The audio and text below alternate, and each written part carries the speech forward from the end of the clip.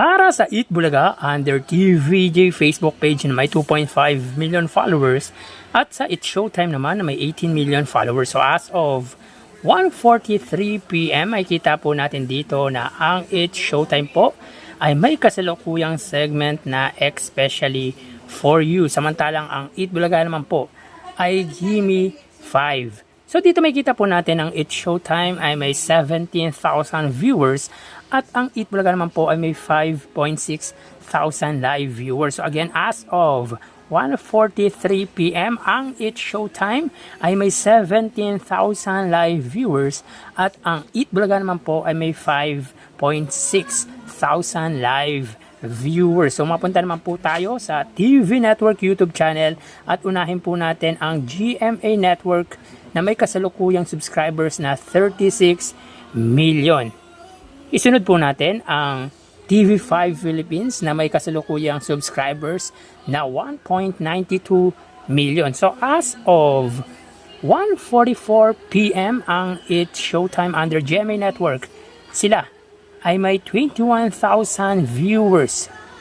Ang Eat Bulaga under TV5 Philippines ay may 31,000 viewers. So again, as of 1:44 PM ang It's Showtime ay may 21,000 viewers at ang Eat Bulaga naman po under TV5 ay may 31,000 viewers.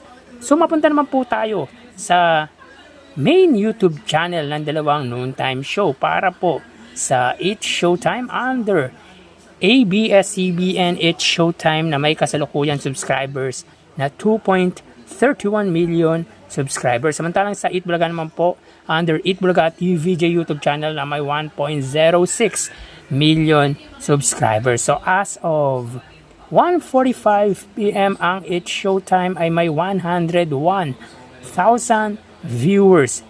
Ang Eat Bulaga naman po sila ay may 66,000 viewers. So again, as of 1:45 PM ang It's Showtime ay may 101,000 live viewers. Samantalang ang Eat Bulaga naman po ay may 66,000 live viewers. So bali, ang total na nakuha ng dalawang noontime show ay nakaparokya. Bago natin ibigay ang total live viewership ng dalawang noontime show ay humihiling ako sa inyo na pakisubscribe ang aking YouTube channel.